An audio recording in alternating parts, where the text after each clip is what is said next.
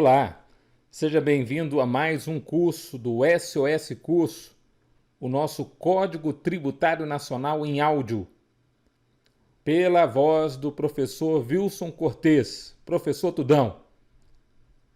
Estamos então no CTN, livro 2º, que trata das normas gerais de direito tributário. Livro 2º, Normas Gerais de Direito Tributário. Título 1. Legislação Tributária. Capítulo 1. Disposições Gerais. Seção 1. Disposição Preliminar. Artigo 96.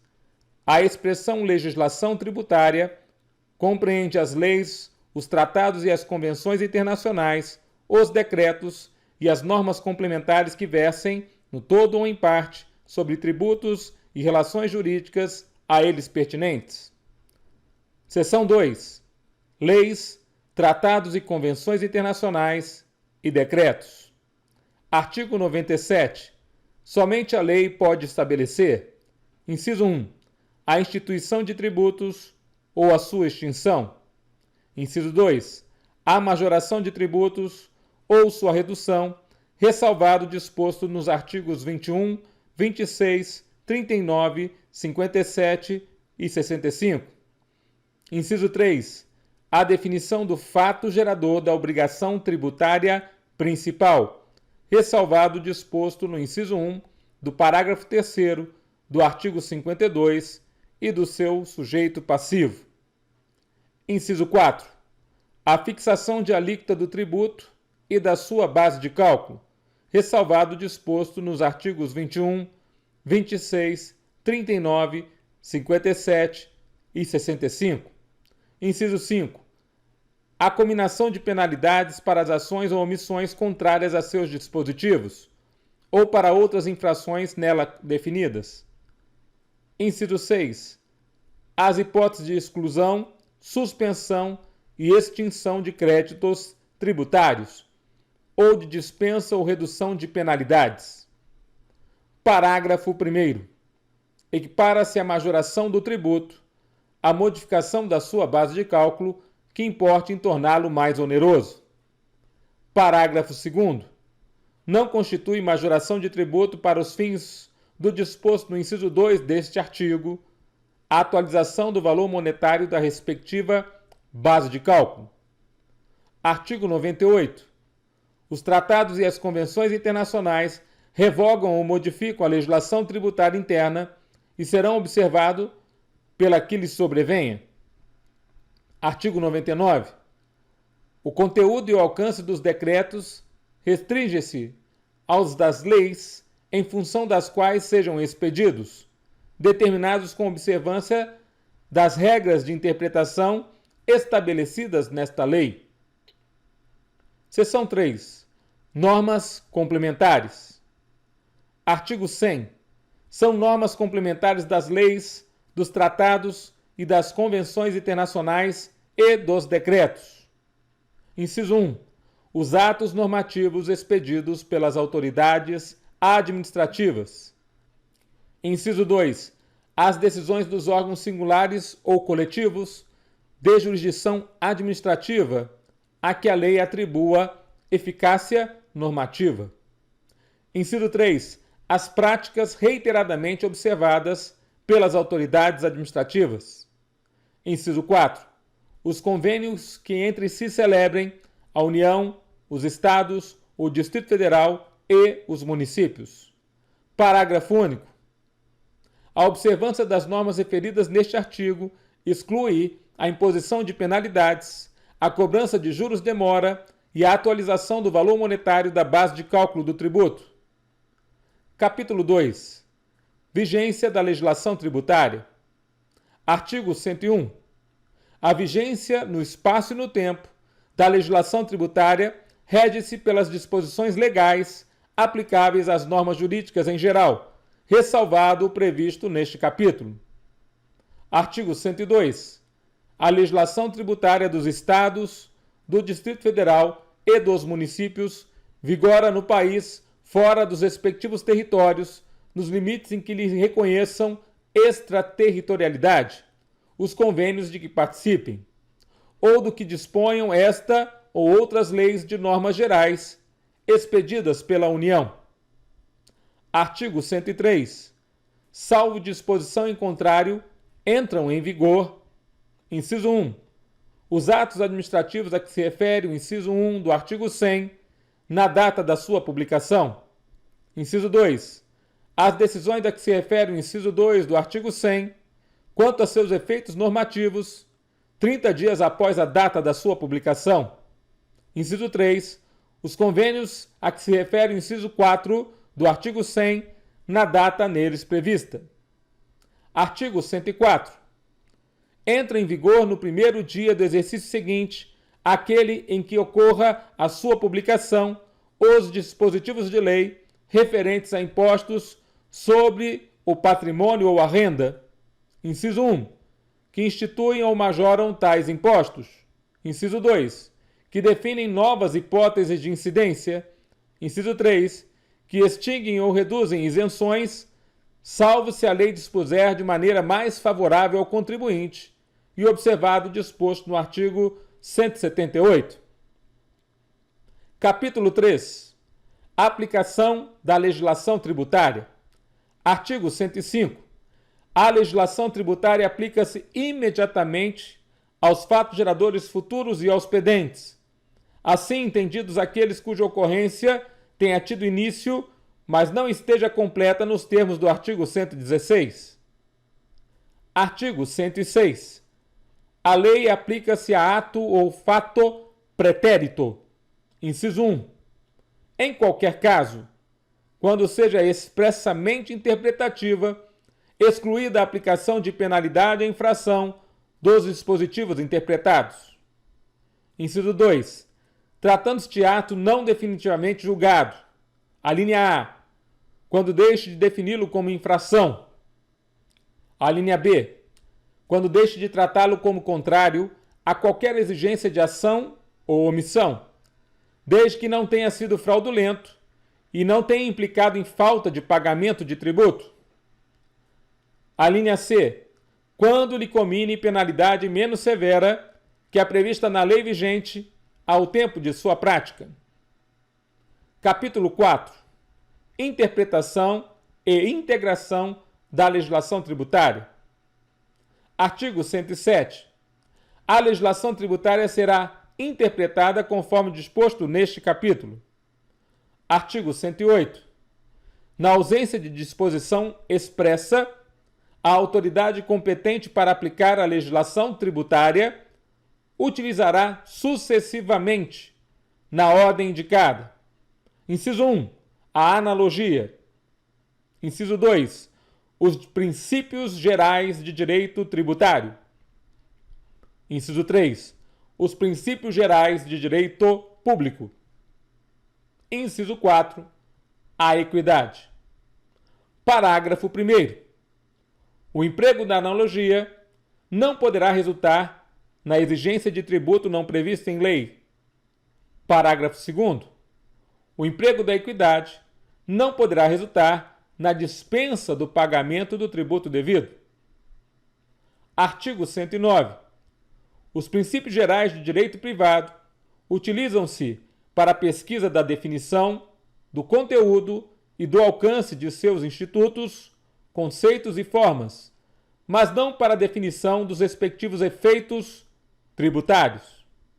Artigo 110. A lei tributária não pode alterar a definição, o conteúdo e o alcance de institutos, conceitos e formas de direito privado, utilizados expressa ou implicitamente pela Constituição Federal, pelas Constituições dos Estados ou pelas leis orgânicas do Distrito Federal ou dos municípios, para definir ou limitar competências tributárias. Artigo 111. Interpreta-se literalmente a legislação tributária que disponha sobre: inciso 1. Suspensão ou exclusão do crédito tributário. Inciso 2. Outorga de isenção. Inciso 3. dispensa do cumprimento de obrigações tributárias acessórias. Artigo 112. A lei tributária que define infrações ou lhe comina penalidades interpreta-se da maneira mais favorável ao acusado, em caso de dúvida quanto: inciso 1, a capitulação legal do fato. Inciso 2, a natureza ou as circunstâncias materiais do fato, ou a natureza ou extensão dos seus efeitos. Inciso 3, a autoria, imputabilidade ou punibilidade. Inciso 4, a natureza da penalidade aplicável ou a sua graduação. Título 2. Obrigação tributária. Capítulo 1. Disposições gerais. Artigo 113. A obrigação tributária é principal ou acessória? Parágrafo 1º. A obrigação principal surge com a ocorrência do fato gerador, tem por objeto o pagamento de tributo ou penalidade pecuniária e extingue-se juntamente com o crédito dela decorrente. Parágrafo 2º.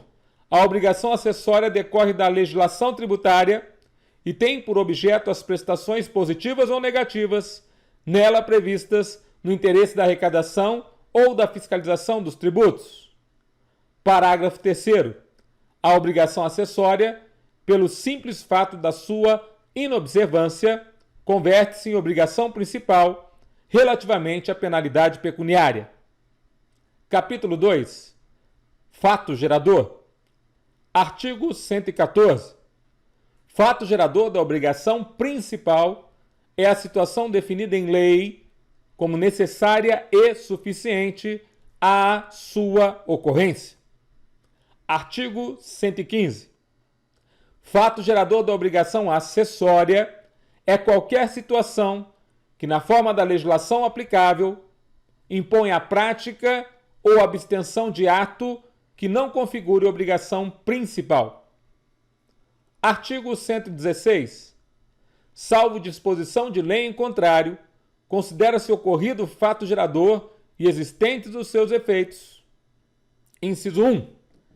Tratando-se de situação de fato, desde o momento em que se verifiquem as circunstâncias materiais necessárias a que produz os efeitos que normalmente lhe são próprios. Inciso 2. Tratando-se de situação jurídica, desde o momento em que esteja definitivamente constituída nos termos de direito aplicável. Parágrafo único. A autoridade administrativa poderá desconsiderar atos ou negócios jurídicos praticados com a finalidade de dissimular a ocorrência do fato gerador do tributo, ou a natureza dos elementos constitutivos da obrigação tributária, observados os procedimentos a serem estabelecidos em lei ordinária. Parágrafo incluído pela Lei Complementar 104 de 2001. Artigo 117. Para os efeitos do inciso 2 do artigo anterior, e salvo disposição de lei em contrário, os atos ou negócios jurídicos condicionais reputam-se perfeitos e acabados. Inciso 1. Sendo suspensiva a condição desde o momento de seu implemento. Inciso 2. Sendo resolutória a condição desde o momento da prática do ato ou da celebração do negócio. Artigo 118. A definição legal do fato gerador é interpretada abstraindo-se, inciso 1, da validade jurídica dos atos efetivamente praticados pelos contribuintes, responsáveis ou terceiros, bem como da natureza do seu objeto ou dos seus efeitos. Inciso 2. Dos efeitos dos fatos efetivamente ocorridos. Capítulo 3. Sujeito ativo. Artigo 119. Sujeito ativo da obrigação é a pessoa jurídica de direito público titular da competência para exigir o seu cumprimento. Artigo 120. Salvo disposição de lei em contrário, a pessoa jurídica de direito público, que se constituir pelo desmembramento territorial de outra, subroga-se nos direitos desta, cuja legislação tributária aplicará até que entre em vigor a sua própria. Capítulo 4. Sujeito passivo. Seção 1. Disposições gerais. Artigo 121. Sujeito passivo da obrigação principal é a pessoa obrigada ao pagamento de tributo ou penalidade pecuniária. Parágrafo único. O sujeito passivo da obrigação principal diz-se: inciso 1. Contribuinte, quando tenha relação pessoal e direta com a situação que constitua o respectivo fato gerador. Inciso 2. Responsável, quando sem revestir a condição de contribuinte, sua obrigação decorra de disposição expressa de lei. Artigo 122. Sujeito passivo da obrigação acessória é a pessoa obrigada às prestações que constituam o seu objeto. Artigo 123. Salvo disposições de lei em contrário, as convenções particulares relativas à responsabilidade pelo pagamento de tributos não podem ser opostas à fazenda pública para modificar a definição legal do sujeito passivo das obrigações tributárias correspondentes. Seção 2. Solidariedade. Artigo 124. São solidariamente obrigadas, inciso 1, as pessoas que têm interesse comum na situação que constitua o fato gerador da obrigação principal. Inciso 2, as pessoas expressamente designadas por lei. Parágrafo único. A solidariedade referida neste artigo não comporta benefício de ordem. Artigo 125. Salvo disposição de lei em contrário, são os seguintes os efeitos da solidariedade. Inciso 1. O pagamento efetuado por um dos obrigados aproveita aos demais. Inciso 2. A isenção ou remissão de crédito exonera todos os obrigados, salvo se outorgada pessoalmente a um deles, subsistindo, neste caso, a solidariedade quanto aos demais, pelo saldo. Inciso 3.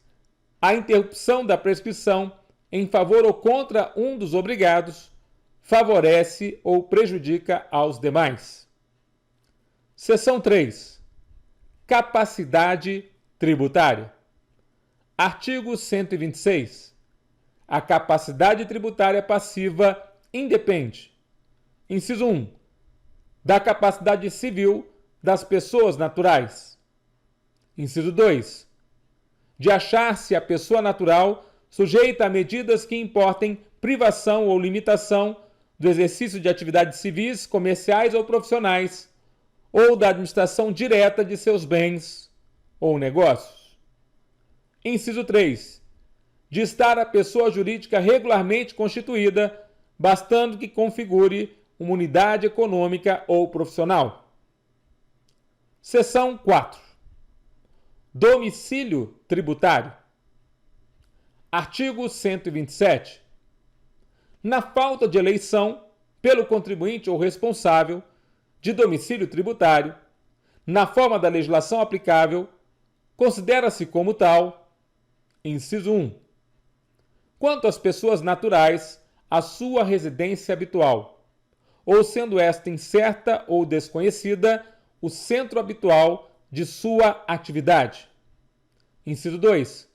Quanto às pessoas jurídicas de direito privado ou às firmas individuais, o lugar da sua sede, ou em relação aos atos ou fatos que derem origem à obrigação, o de cada estabelecimento. Inciso 3. Quanto às pessoas jurídicas de direito público, qualquer de suas repartições no território da entidade tributante. Parágrafo 1º. Quando não couber a aplicação das regras fixadas em qualquer dos incisos deste artigo, considerar-se-á como domicílio tributário do contribuinte ou responsável o lugar da situação dos bens ou da ocorrência dos atos ou fatos que deram origem à obrigação. Parágrafo 2º. A autoridade administrativa pode recusar o domicílio eleito quanto impossibilite ou dificulte a arrecadação ou a fiscalização do tributo, aplicando-se então a regra do parágrafo anterior. Capítulo 5. Responsabilidade tributária. Seção 1. Disposição geral. Artigo 128.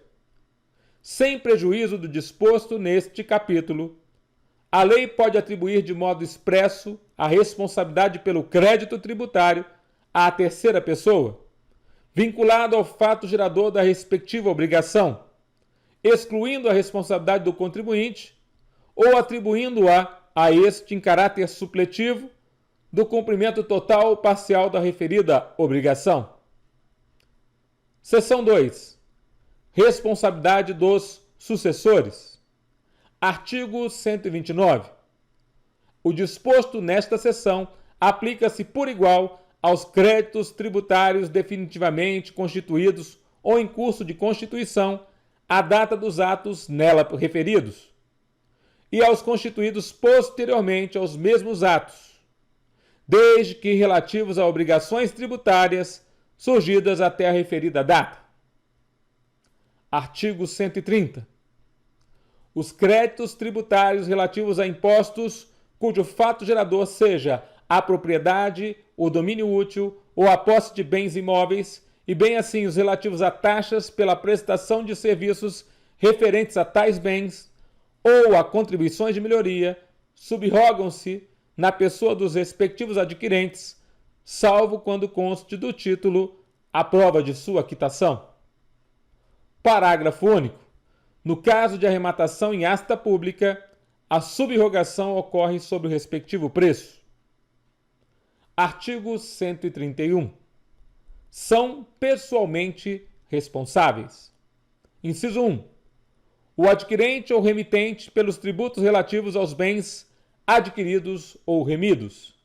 Redação dada pelo Decreto-Lei 28 de 1966. Inciso 2. O sucessor a qualquer título e o cônjuge meeiro pelos tributos devidos pelo decujus até a data da partilha ou adjudicação, limitada esta responsabilidade ao montante do quinhão, do legado ou da meação. Inciso 3. O espólio pelos tributos devidos pelo decujus até a data da abertura da sucessão. Artigo 132. A pessoa jurídica de direito privado que resultar de fusão, transformação ou incorporação de outra ou em outra é responsável pelos tributos devidos até a data do ato pelas pessoas jurídicas de direito privado fusionadas, transformadas ou incorporadas. Parágrafo único. O disposto neste artigo aplica-se aos casos de extinção de pessoas jurídicas de direito privado, quando a exploração da respectiva atividade seja continuada por qualquer sócio remanescente ou seu espólio, sob a mesma ou outra razão social ou sobre firma individual. Artigo 133. A pessoa natural ou jurídica de direito privado que adquirir de outra, por qualquer título, fundo de comércio ou estabelecimento comercial, industrial ou profissional, e continuar a respectiva exploração sob a mesma ou outra razão social ou sob firma ou nome individual, responde pelos tributos relativos ao fundo ou estabelecimento adquirido, devidos até a data do ato. Inciso 1. Integralmente, se o alienante cessar a exploração do comércio, indústria ou atividade. Inciso 2. Subsidiariamente com o alienante, se este prosseguir na exploração ou iniciar dentro de 6 meses, a contar da data da alienação, nova atividade no mesmo ou em outro ramo de comércio, indústria ou profissão. Parágrafo 1º. o disposto no caput deste artigo não se aplica nas hipóteses de alienação judicial. Parágrafo incluído pela Lei Complementar nº 118 de 2005. Inciso 1. Em processo de falência. Inciso 2. De filial ou unidade produtiva isolada em processo de recuperação judicial. Parágrafo 2º. Não se aplica o disposto no parágrafo 1º desse artigo quando o adquirente for, parágrafo incluído pela Lei Complementar nº 118 de 2005. Inciso 1. Sócio da sociedade falida ou em recuperação judicial ou sociedade controlada pelo devedor falido ou em recuperação judicial. Inciso 2.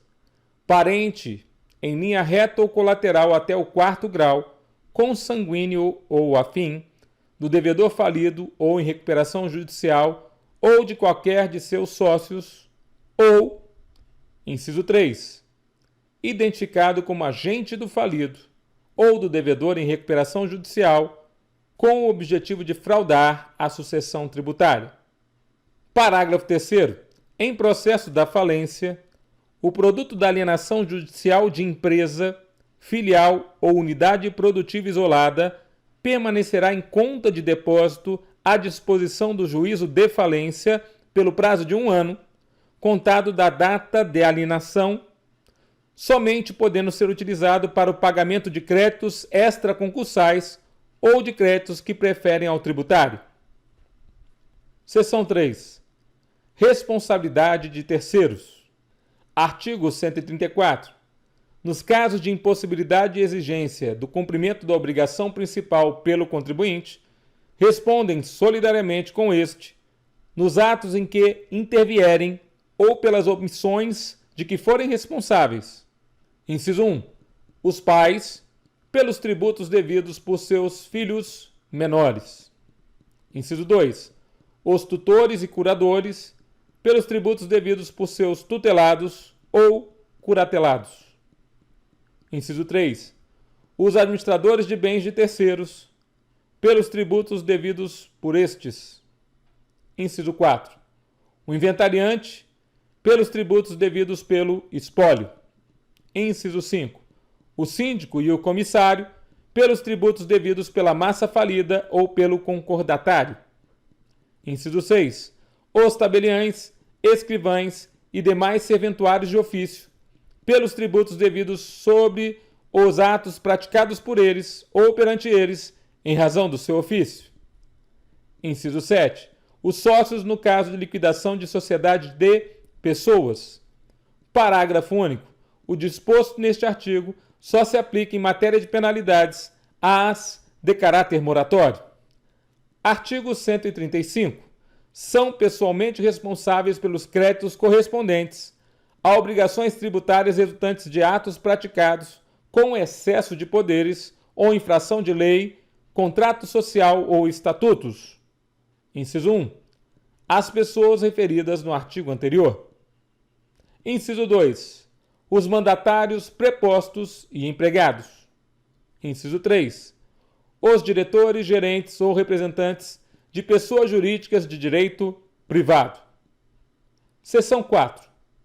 Responsabilidade por infrações. Artigo 136.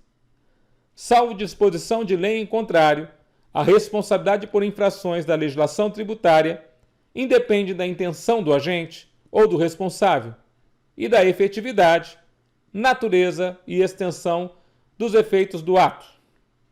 Artigo 137. A responsabilidade é pessoal ao agente. Inciso 1. Quanto às infrações conceituadas por lei como crimes ou contravenções, salvo quando praticadas no exercício regular de administração, mandato, função, cargo ou emprego, ou no cumprimento de ordem expressa emitida por quem de direito. Inciso 2.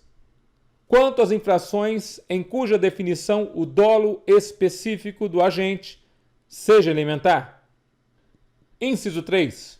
Quanto às infrações que decorram direta e exclusivamente de dolo específico. Alínea A. Das pessoas referidas no artigo 134 contra aquelas por quem respondem. Alínea B. Dos mandatários prepostos ou empregados contra seus mandantes, preponentes ou empregadores. Alínea C. Dos diretores, gerentes ou representantes de pessoas jurídicas de direito privado contra estas. Artigo 138. A responsabilidade é excluída pela denúncia espontânea da infração, acompanhada, se for o caso, do pagamento do tributo devido e dos juros de mora ou do depósito da importância arbitrada pela autoridade administrativa, quando o montante do tributo dependa de apuração. Parágrafo único. Não se considera espontânea a denúncia apresentada após o início de qualquer procedimento administrativo ou medida de fiscalização relacionados com a infração. Título 3. Crédito tributário. Capítulo 1. Disposições gerais. Artigo 139. O crédito tributário decorre da obrigação principal e tem a mesma natureza desta. Artigo 140. As circunstâncias que modificam o crédito tributário, sua extensão ou seus efeitos, ou as garantias ou os privilégios a ele atribuídos, ou que excluem sua exigibilidade, não afetam a obrigação tributária que lhe deu origem.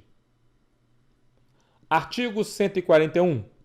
O crédito tributário regularmente constituído somente se modifica ou extingue, ou tem sua exigibilidade suspensa ou excluída, nos casos previstos nesta lei, fora dos quais não podem ser dispensadas, sob pena de responsabilidade funcional, na forma da lei, a sua efetivação ou as respectivas garantias.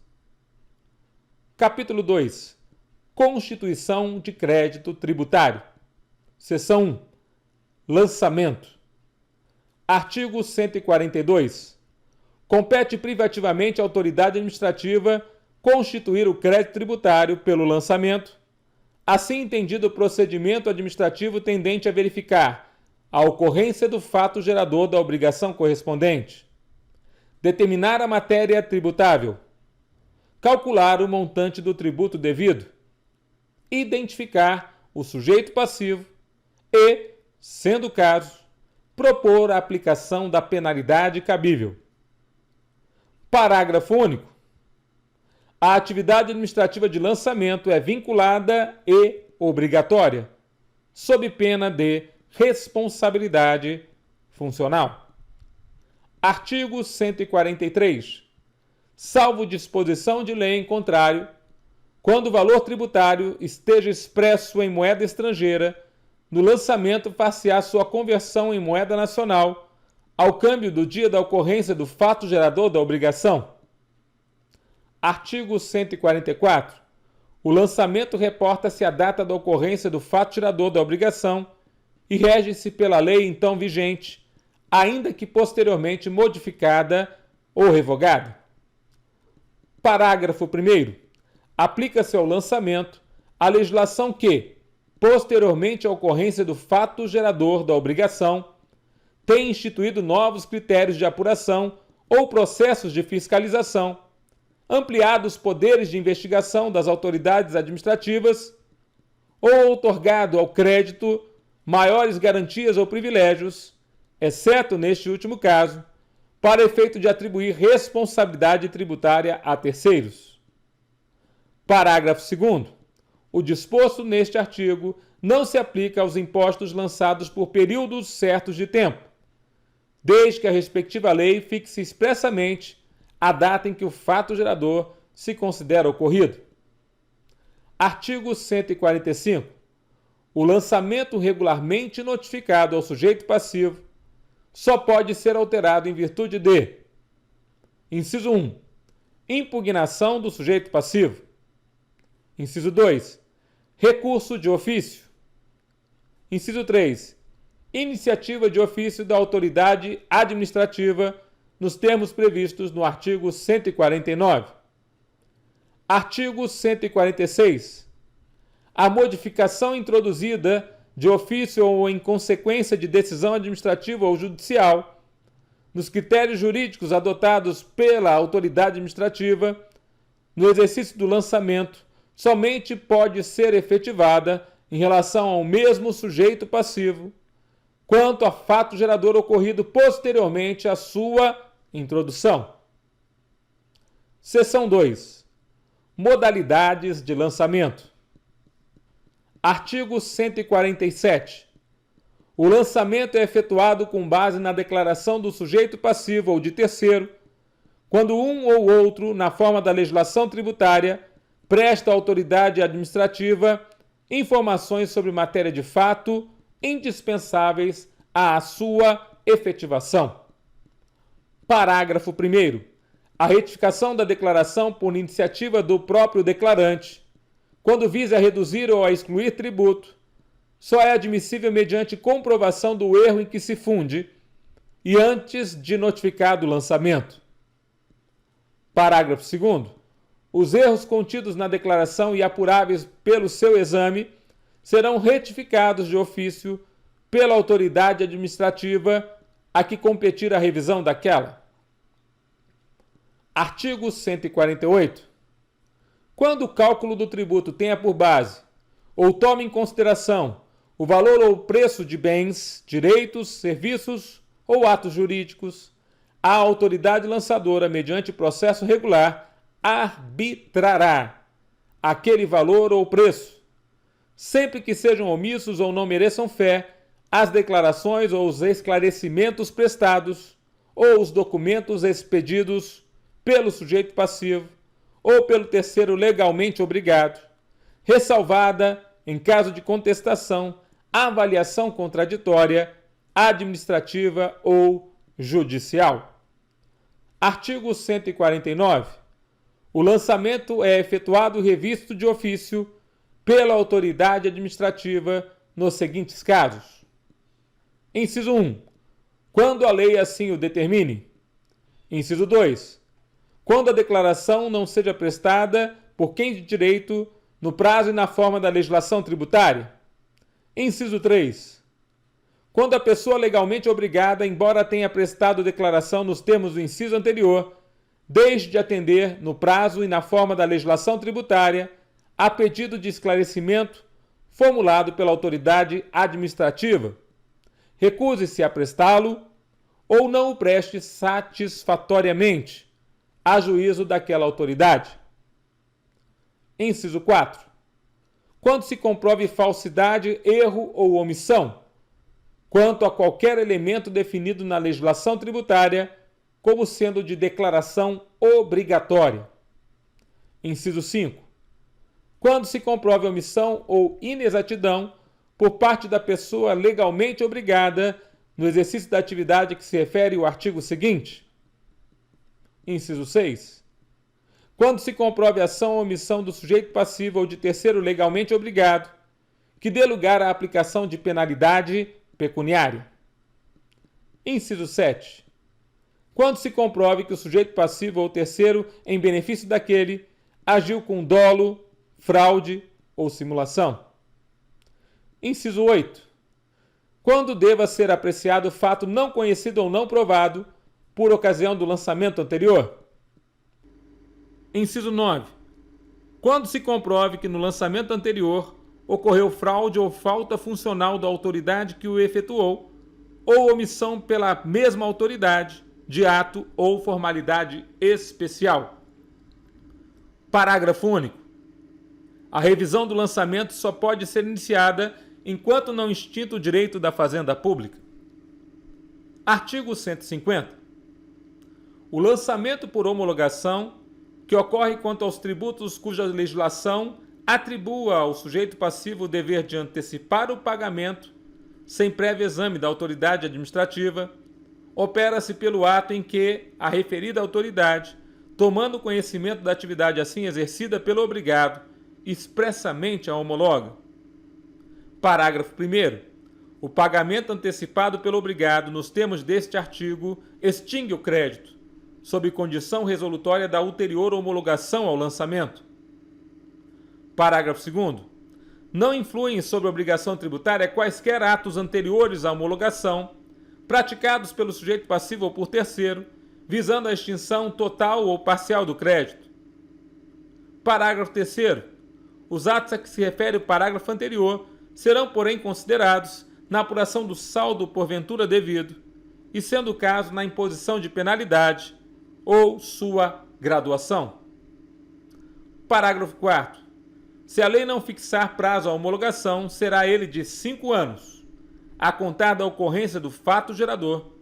Expirado esse prazo, sem que a Fazenda Pública se tenha pronunciado, considera-se homologado o lançamento e definitivamente extinto o crédito, salvo se comprovada a ocorrência de dolo, fraude ou simulação. Capítulo 3.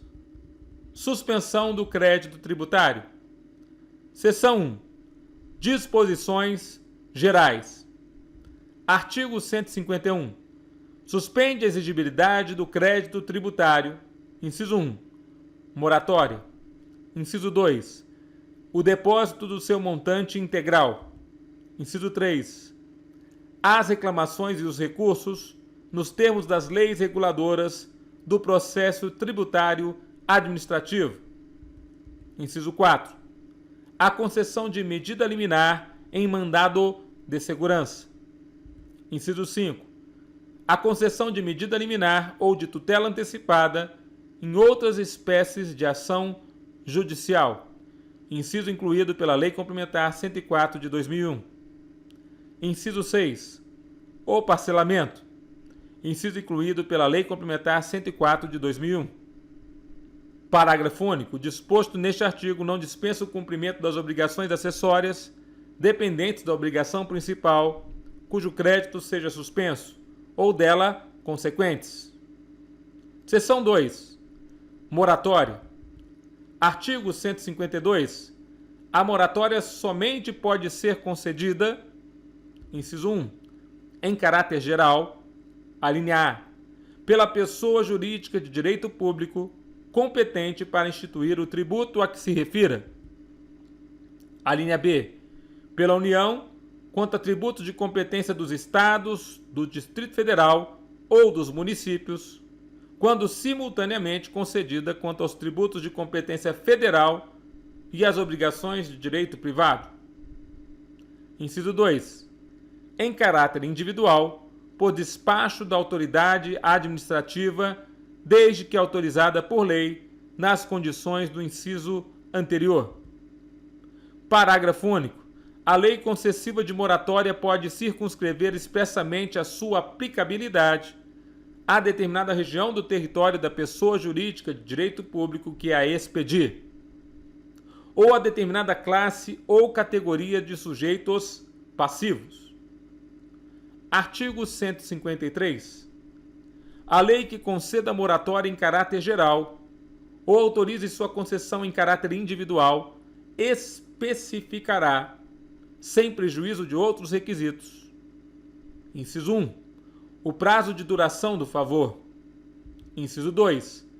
As condições da concessão do favor em caráter individual. Inciso 3. Sendo o caso, alínea A, os tributos a que se aplica.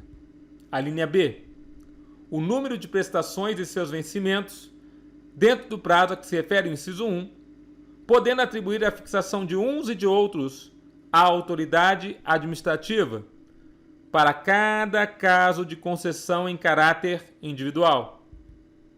Alínea C, as garantias que devem ser fornecidas pelo beneficiado, no caso de concessão em caráter individual. Artigo 154. Salvo disposição de lei em contrário, a moratória somente abrange os créditos definitivamente constituídos, à data da lei ou do despacho que a conceder, ou cujo lançamento já tenha sido iniciado àquela data por ato regularmente notificado ao sujeito passivo. Parágrafo único. A moratória não aproveita aos casos de dolo, fraude ou simulação do sujeito passivo ou do terceiro em benefício daquele. Artigo 155. A concessão da moratória em caráter individual não gera direito adquirido e será revogado de ofício sempre que se apure que o beneficiado não satisfazia ou deixou de satisfazer as condições ou não cumprira ou deixou de cumprir os requisitos para a concessão do favor, cobrando-se o crédito acrescido de juros de mora. Inciso 1. Com imposição da penalidade cabível nos casos de dolo ou simulação do beneficiado ou de terceiro em benefício daquele. Inciso 2. Sem imposição de penalidade nos demais casos. Parágrafo único.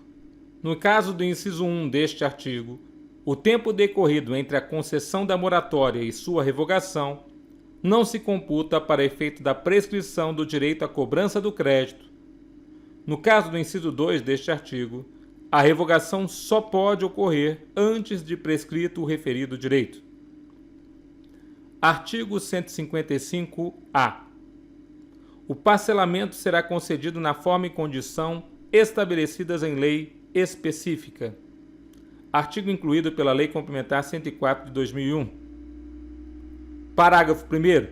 Salvo disposição de lei em contrário, o parcelamento do crédito tributário não exclui a incidência de juros e multas. Parágrafo 2º. Aplicam-se subsidiariamente ao parcelamento as disposições desta lei relativas à moratória. Parágrafo 3º. Lei específica disporá sobre as condições de parcelamento dos créditos tributários do devedor em recuperação judicial. Parágrafo 4º. A inexistência da lei específica a que se refere o parágrafo 3º deste artigo importa na aplicação das leis gerais de parcelamento do ente da federação ao devedor em recuperação judicial, não podendo, neste caso, ser o prazo de parcelamento inferior ao concedido pela lei federal específica, incluído pela Lei Complementar 118 de 2005. Capítulo 4. Extinção do crédito tributário. Seção 1. Modalidades de extinção. Artigo 156. Extinguem crédito tributário. Inciso 1. O pagamento. Inciso 2. A compensação. Inciso 3. A transação. Inciso 4. A remissão. Inciso 5. A prescrição e a decadência. Inciso 6. A conversão de depósito em renda. Inciso 7. O pagamento antecipado e a homologação do lançamento, nos termos do disposto no artigo 150 em seus parágrafos 1º e 4º. Inciso 8. A consignação em pagamento nos termos do disposto no parágrafo 2º do artigo 164. Inciso 9. A decisão administrativa irreformável, assim entendida definida na órbita administrativa, que não possa ser objeto de ação anulatória. Inciso 10. A decisão judicial passada em julgado. Inciso 11. A dação em pagamento em bens imóveis, na forma e condições estabelecidas em lei, incluído pela Lei Complementar número 104 de 2001. Parágrafo único. A lei disporá quanto aos efeitos da extinção total ou parcial do crédito sobre a ulterior verificação da irregularidade da sua constituição, observado o disposto nos artigos 144 e 149. Seção 2. Pagamento. Artigo 157. A imposição de penalidade não ilide o pagamento integral do crédito tributário. Artigo 158. O pagamento de um crédito não importa em presunção de pagamento. Inciso 1. Quando parcial, das prestações em que se decomponha. Inciso 2. Quando total, de outros créditos referentes ao mesmo ou a outros tributos. Artigo 159.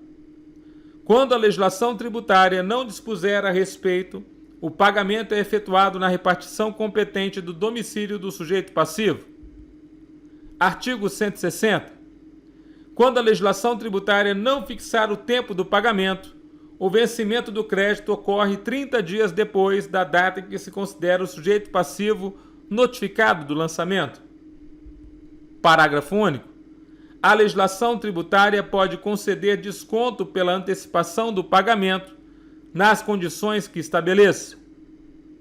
Artigo 161. O crédito não integralmente pago no vencimento é acrescido de juros de mora, seja qual for o motivo determinante da falta, sem prejuízo da imposição de penalidades cabíveis e da aplicação de quaisquer medidas de garantia previstas nesta lei ou em lei tributária. Parágrafo 1º. Se a lei não dispuser de modo diverso, os juros de mora são calculados à taxa de 1% ao mês.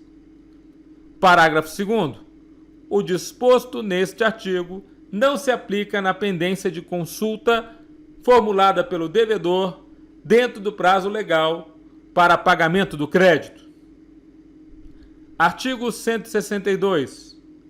O pagamento é efetuado. Inciso 1.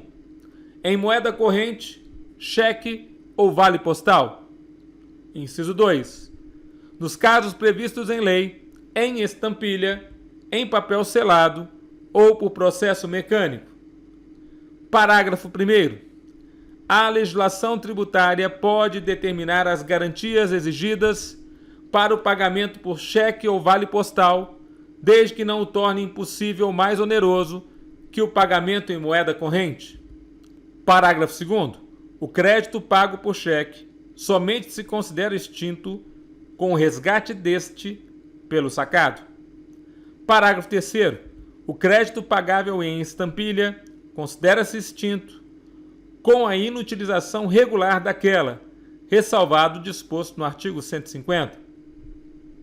Parágrafo 4º. A perda ou destruição da estampilha ou o erro no pagamento por esta modalidade não dão direito à restituição, salvo nos casos expressamente previstos na legislação tributária ou naquelas em que o erro seja imputável à autoridade administrativa. Parágrafo 5º. O pagamento em papel selado ou por processo mecânico equipara-se ao pagamento em estampilha. Artigo 163.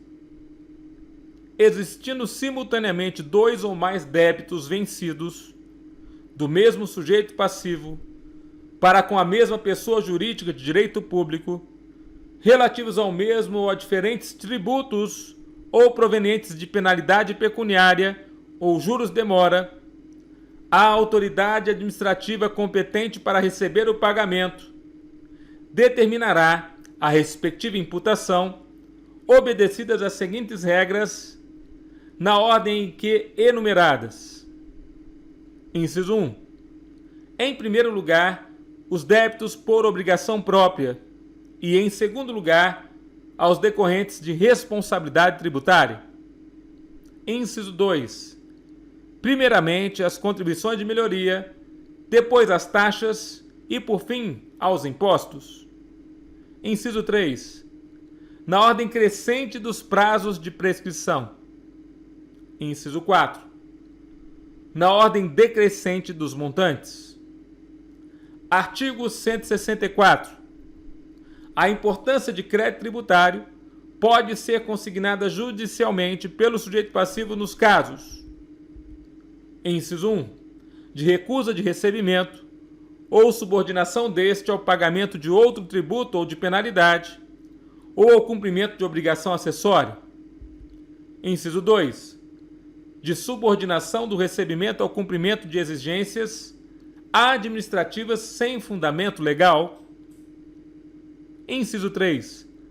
De exigência por mais de uma pessoa jurídica de direito público, de tributo idêntico, sobre o mesmo fato gerador. Parágrafo 1º. A consignação só pode versar sobre o crédito que o consignante se propõe pagar. Parágrafo 2º. Julgada procedente a consignação, o pagamento se reputa efetuado e a importância consignada é convertida em renda. Julgada improcedente a consignação, no todo ou em parte, cobra-se o crédito acrescido de juros de mora, sem prejuízo das penalidades cabíveis. Seção 3. Pagamento indevido. Artigo 165. O sujeito passivo tem direito, independentemente de prévio protesto, à restituição total ou parcial do tributo, seja qual for a modalidade do seu pagamento, ressalvado o disposto no parágrafo 4º do artigo 162, nos seguintes casos. Inciso 1.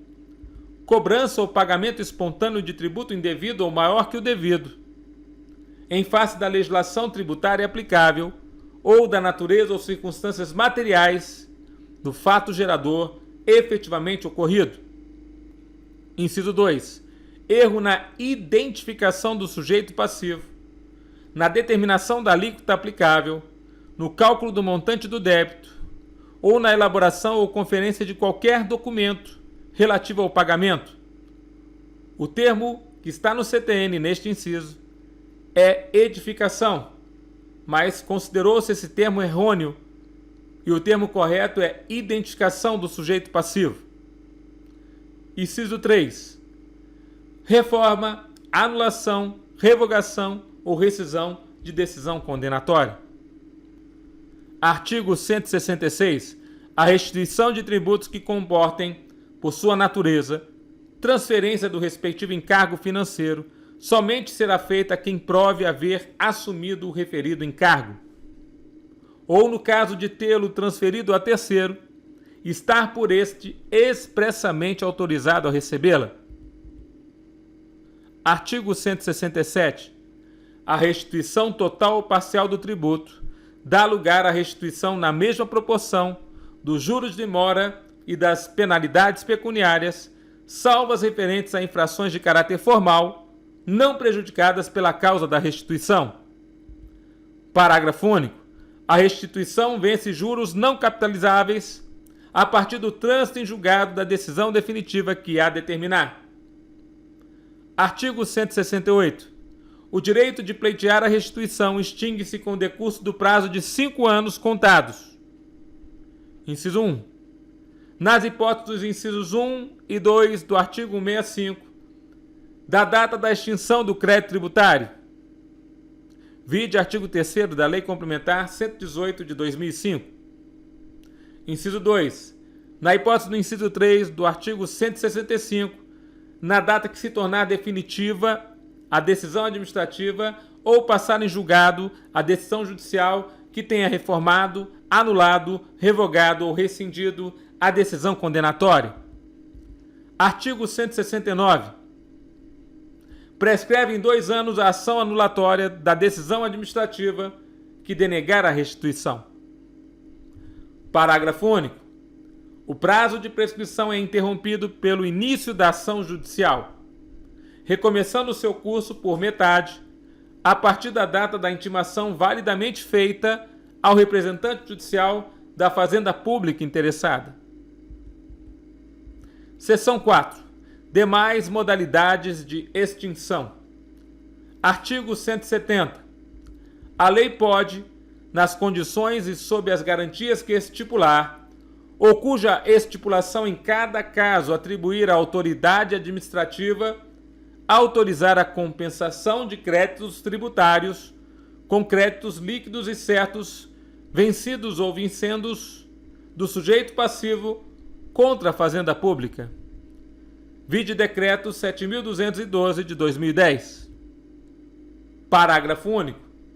Sendo vincendo o crédito do sujeito passivo, a lei determinará, para os efeitos desse artigo, a apuração do seu montante, não podendo, porém, combinar redução maior que a correspondente ao juro de 1% ao mês, pelo tempo a decorrer entre a data da compensação e a do vencimento. Artigo 170-A. É vedada a compensação mediante o aproveitamento de tributo, objeto de contestação judicial pelo sujeito passivo, antes do trânsito em julgado da respectiva decisão judicial. Artigo incluído pela Lei Complementar 104 de 2001. Artigo 171. A lei pode facultar, nas condições que estabeleça, aos sujeitos ativo e passivo da obrigação tributária, celebrar transação que, mediante concessões mútuas, importe em determinação de litígio e consequente extinção de crédito tributário. Parágrafo único. A lei indicará a autoridade competente para autorizar a transação em cada caso. Artigo 172. A lei pode autorizar a autoridade administrativa a conceder por despacho fundamentado remissão total ou parcial do crédito tributário, atendendo: inciso 1, a situação econômica do sujeito passivo. Inciso 2, ao erro ou ignorância excusáveis do sujeito passivo quanto à matéria de fato. Inciso 3, à diminuta importância do crédito tributário. Inciso 4, a considerações de equidade em relação com as características pessoais ou materiais do caso. Inciso 5, a condições peculiares a determinada região do território da entidade tributante. Parágrafo único. O despacho referido neste artigo não gera direito adquirido, aplicando-se, quando cabível, o disposto no artigo 155. Artigo 173. O direito de a Fazenda Pública constituir o crédito tributário extingue-se após 5 anos contados. Inciso 1. Do primeiro dia do exercício seguinte àquele em que o lançamento poderia ter sido efetuado. Inciso 2. Da data em que se tornar definitiva a decisão que houver anulado por vício formal o lançamento anteriormente efetuado. Parágrafo único. O direito a que se refere esse artigo extingue-se definitivamente com o decurso do prazo nele previsto, contado da data em que tenha sido iniciada a constituição do crédito tributário pela notificação ao sujeito passivo de qualquer medida preparatória indispensável ao lançamento. Artigo 174. A ação para a cobrança do crédito tributário prescreve em 5 anos, contados da data da sua constituição definitiva. Parágrafo único.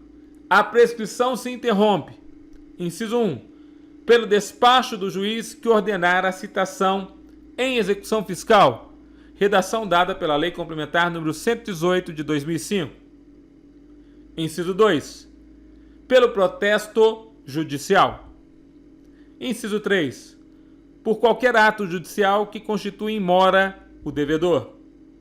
Inciso 4, por qualquer ato inequívoco, ainda que extrajudicial, que importe em reconhecimento do débito pelo devedor. Capítulo 5. Exclusão de crédito tributário. Seção 1. Disposições gerais. Artigo 175. Excluem o crédito tributário. Inciso 1. A isenção. Inciso 2. A anistia. Parágrafo único. A exclusão do crédito tributário não dispensa o cumprimento das obrigações acessórias dependentes da obrigação principal, cujo crédito seja excluído, ou dela consequente. Seção 2. Isenção. Artigo 176.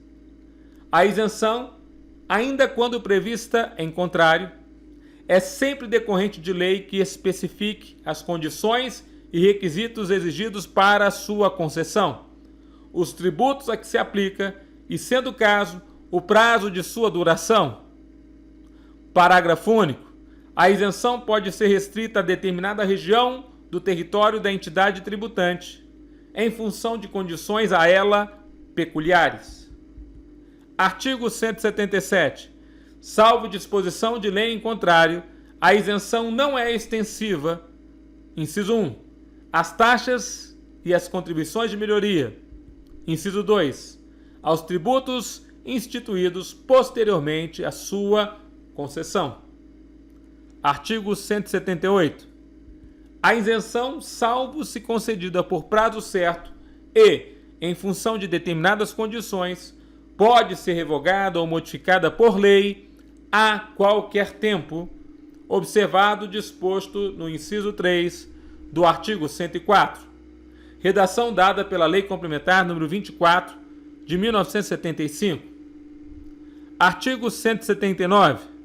A isenção, quando não concedida em caráter geral, é efetivada em cada caso por despacho da autoridade administrativa em requerimento com o qual o interessado faça a prova do preenchimento das condições e do cumprimento dos requisitos previstos em lei ou contrato para sua concessão. Parágrafo 1º. Tratando-se de tributo lançado por período certo de tempo, o despacho referido neste artigo será renovado antes da expiração de cada período, cessando automaticamente os seus efeitos a partir do primeiro dia do período para o qual o interessado deixar de promover a continuidade do reconhecimento da isenção. Parágrafo 2º. O despacho referido neste artigo não gera direito adquirido, aplicando-se, quando cabível, o disposto no artigo 155. Seção 3. Anistia. Artigo 180. A anistia abrange exclusivamente as infrações cometidas anteriormente à vigência da lei que a concede, não se aplicando: inciso 1, aos atos qualificados em lei como crimes ou contravenções, e aos que, mesmo sem essa qualificação, sejam praticados com dolo, fraude ou simulação, pelo sujeito passivo ou por terceiro, em benefício daquele. Inciso 2. Salvo disposição em contrário, as infrações resultantes de conluio entre duas ou mais pessoas naturais ou jurídicas. Artigo 181. A anistia pode ser concedida: inciso 1, em caráter geral. Inciso 2, limitadamente. Alínea A, as infrações da legislação relativa a determinado tributo. Alínea B, as infrações punidas com penalidades pecuniárias até determinado montante, conjugadas ou não com penalidades de outra natureza. Alínea C, a determinada região do território da entidade tributante, em função de condições a ela peculiares. Alínea D, sob condição do pagamento de tributo, no prazo fixado pela lei que a conceder, ou cuja fixação seja atribuída pela mesma lei à autoridade administrativa. Artigo 182. A anistia, quando não concedida em caráter geral, é efetivada em cada caso por despacho da autoridade administrativa em requerimento com a qual o interessado faça prova do preenchimento das condições e do cumprimento dos requisitos previstos em lei para sua concessão. Parágrafo único. O despacho referido neste artigo não gera direito adquirido, aplicando-se, quando cabível, o disposto no artigo 155. Capítulo 6. Garantias e privilégios do crédito tributário. Seção 1. Disposições gerais. Artigo 183. A enumeração das garantias atribuídas neste capítulo ao crédito tributário não exclui outras que sejam expressamente previstas em lei, em função da natureza ou das características do tributo a que se refiram. Parágrafo único. A natureza das garantias atribuídas ao crédito tributário não altera a natureza deste, nem a obrigação tributária que corresponda. Artigo 184. Sem prejuízo dos privilégios especiais sobre determinados bens, que sejam previstos em lei, responde pelo pagamento do crédito tributário a totalidade dos bens e das rendas, de qualquer origem ou natureza, do sujeito passivo, seu espólio ou sua massa falida, inclusive os gravados por ônus real ou cláusula de inalienabilidade ou impenhorabilidade, seja qual for a data da constituição do ônus ou da cláusula, excetuados unicamente os bens e rendas que a lei declare absolutamente impenhoráveis. Artigo 185. Presume-se fraudulenta alienação ou oneração de bens ou rendas, ou seu começo por sujeito passivo em débito para com a fazenda pública, por crédito tributário regularmente inscrito como dívida ativa. Redação dada pela Lei Complementar 118 de 2005. Parágrafo único. O disposto neste artigo não se aplica na hipótese de terem sido reservados pelo devedor bens ou rendas suficientes ao total pagamento da dívida inscrita. Artigo 185.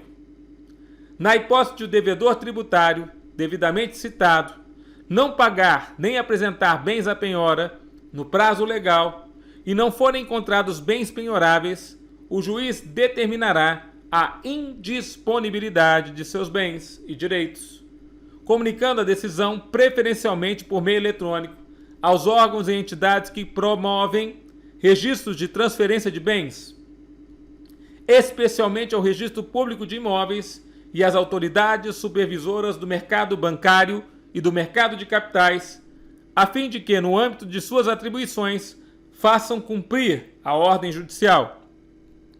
Artigo incluído pela Lei Complementar 118 de 2005. Parágrafo 1º. A indisponibilidade de que trata o caput deste artigo limita-se-á ao valor total exigível, devendo o juiz determinar o imediato levantamento da indisponibilidade dos bens ou valores que excederem esse limite. Parágrafo 2º.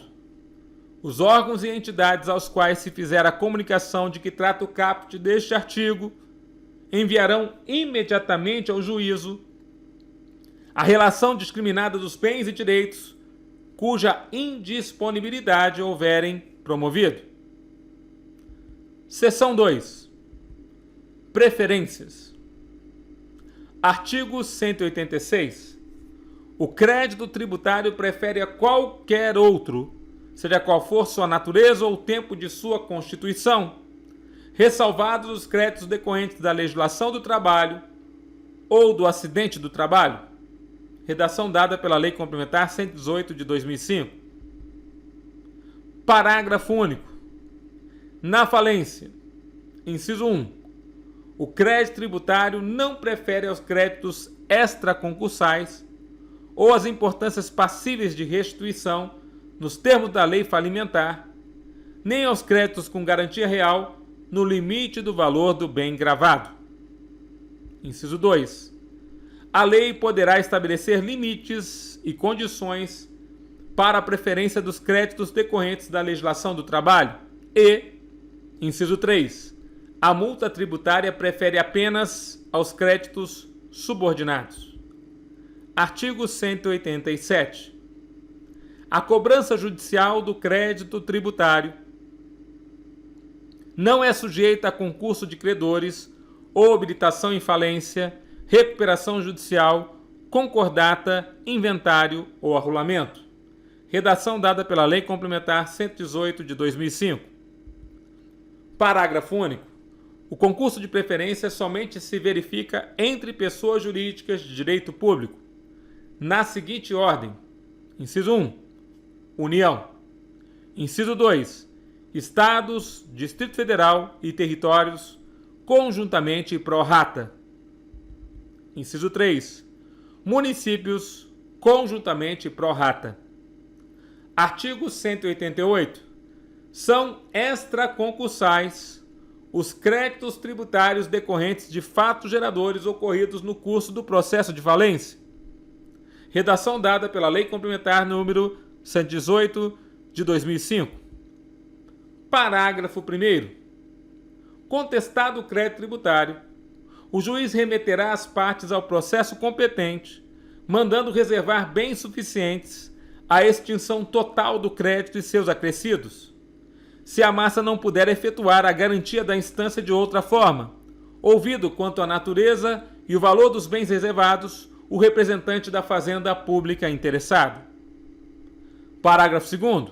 O disposto neste artigo aplica-se aos processos de concordata. Artigo 189. São pagos preferencialmente a quaisquer créditos habilitados em inventário ou arrolamento, ou a outros encargos do monte, os créditos tributários vencidos ou vincendos, a cargo do decujus ou de seu espólio, exigíveis no decurso do processo de inventário ou arrolamento. Parágrafo único. Contestado o crédito tributário, proceder-se-á na forma do disposto no parágrafo 1º do artigo anterior. Artigo 190.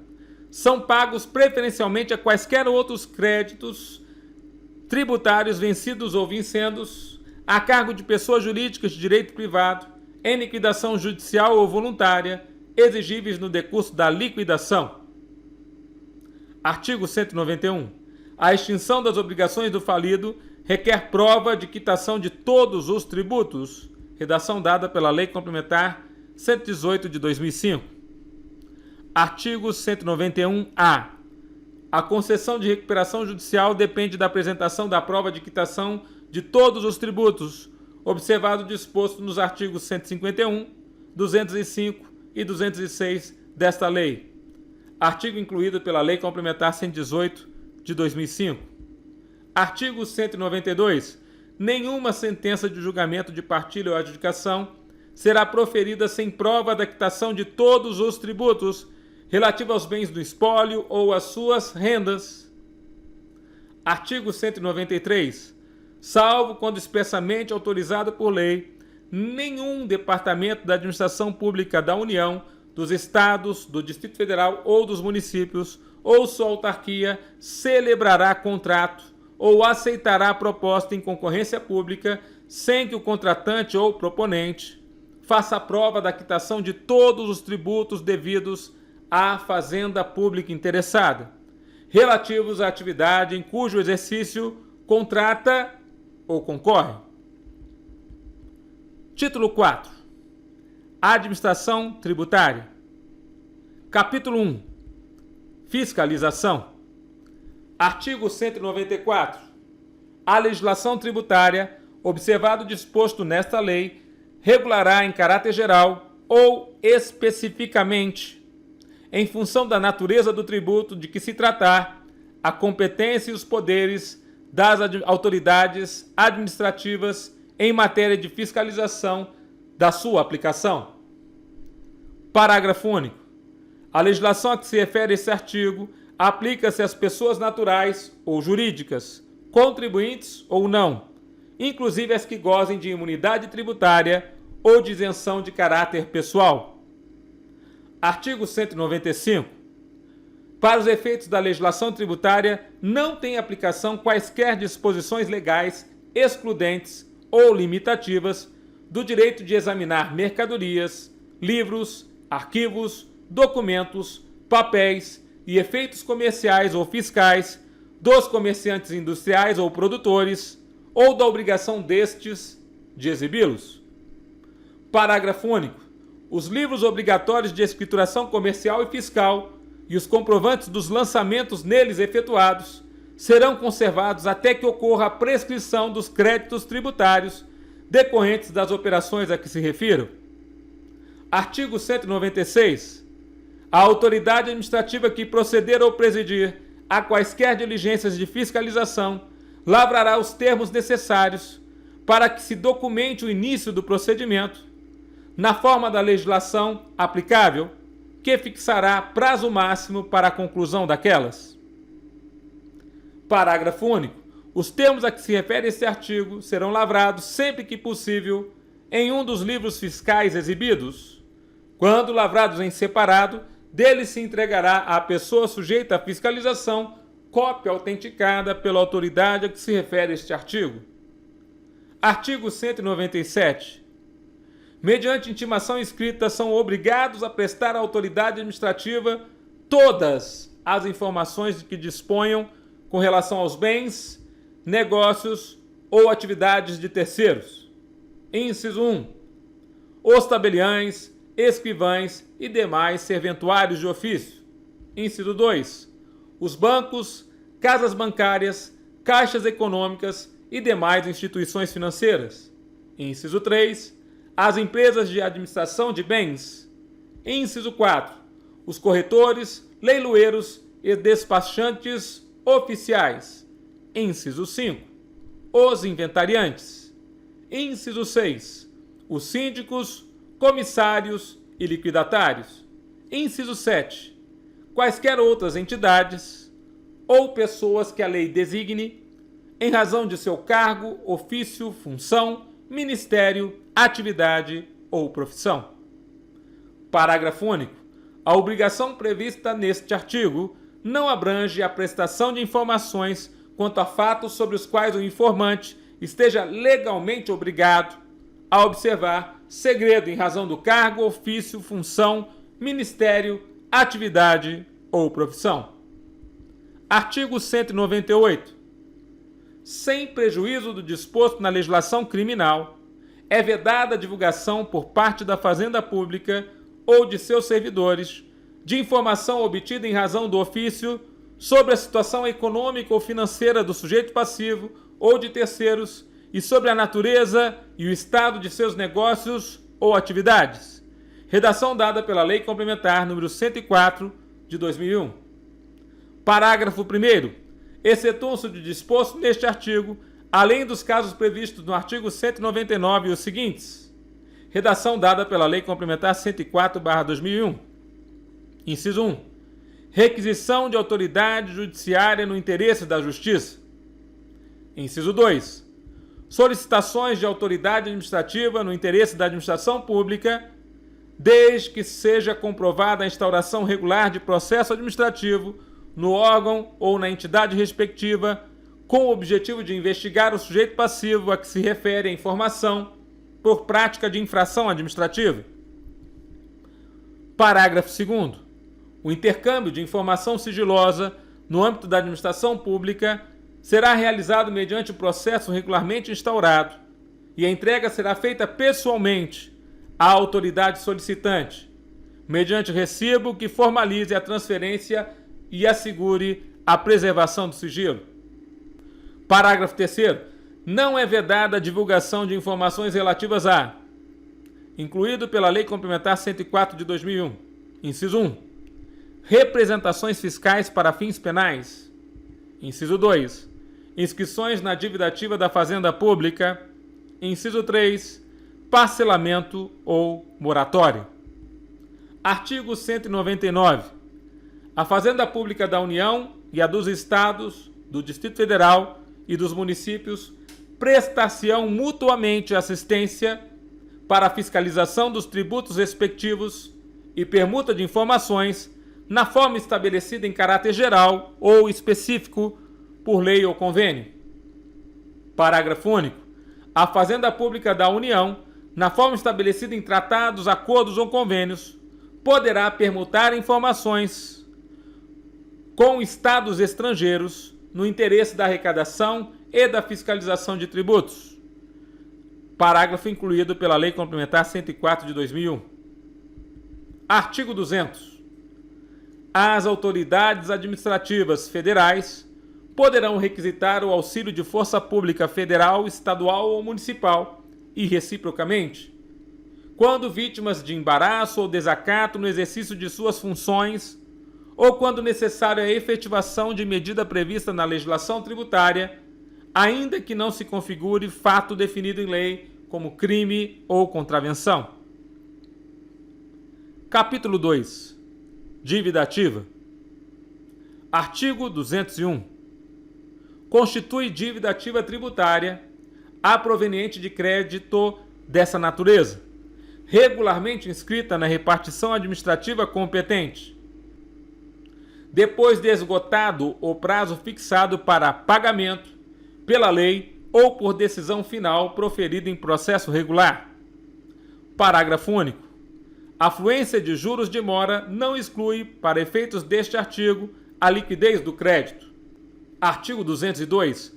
O termo de inscrição da dívida ativa, autenticado pela autoridade competente, indicará obrigatoriamente: inciso 1.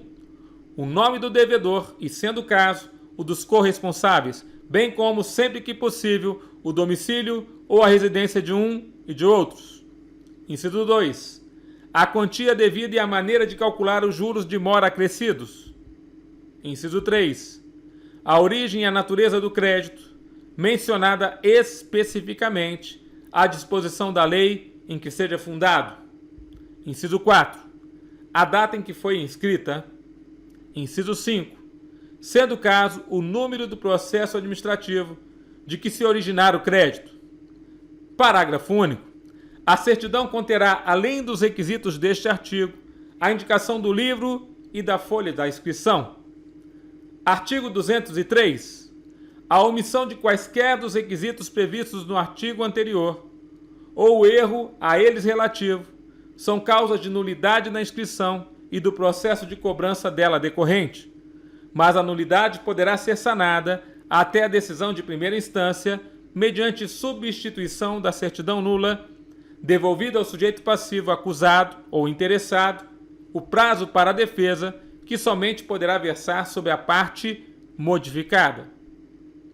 Artigo 204. A dívida regularmente inscrita goza da presunção de certeza e liquidez e tem o efeito de prova pré-constituída. Parágrafo único. A presunção a que se refere esse artigo é relativa e pode ser elidida por prova inequívoca a cargo do sujeito passivo ou do terceiro a que aproveite. Capítulo 3. Certidões negativas. Artigo 205. A lei poderá exigir que a prova da quitação de determinado tributo, quando exigível, seja feita por certidão negativa, expedida à vista de requerimento do interessado, que contenha todas as informações necessárias à identificação de sua pessoa, domicílio fiscal e ramo de negócio ou atividade e indique o período a que se refere o pedido. Parágrafo único. A certidão negativa será sempre expedida nos termos em que tenha sido requerida e será fornecida dentro de 10 dias da data da entrada do requerimento na repartição. Artigo 206. Tem os mesmos efeitos previstos no artigo anterior a certidão de que conste a existência de créditos não vencidos em curso de cobrança executiva em que tenha sido efetivada a penhora ou cuja exigibilidade esteja suspensa. Artigo 207. Independentemente de disposição legal permissiva, será dispensada a prova de quitação de tributos ou seu suprimento, quando se tratar de prática de ato indispensável para evitar a caducidade de direito, respondendo, porém, todos os participantes no ato pelo tributo porventura devido, juros de mora e penalidade cabíveis, exceto as relativas às infrações cuja responsabilidade seja pessoal ao infrator.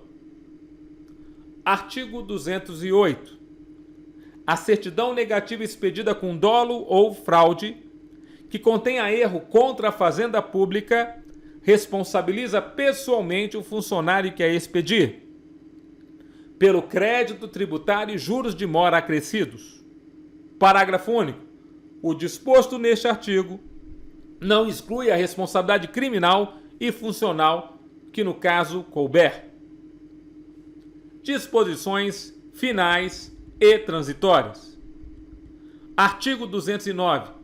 A expressão fazenda pública, quando empregada nesta lei, sem qualificação, abrange a fazenda pública da União, dos Estados, do Distrito Federal e dos municípios. Artigo 210. Os prazos fixados nesta lei ou legislação tributária serão contínuos, excluindo-se na sua contagem o dia de início e incluindo-se o de vencimento. Parágrafo único. Os prazos só se iniciam ou vencem em dia de expediente normal, na repartição em que corra o processo ou deva ser praticado o ato. Artigo 211.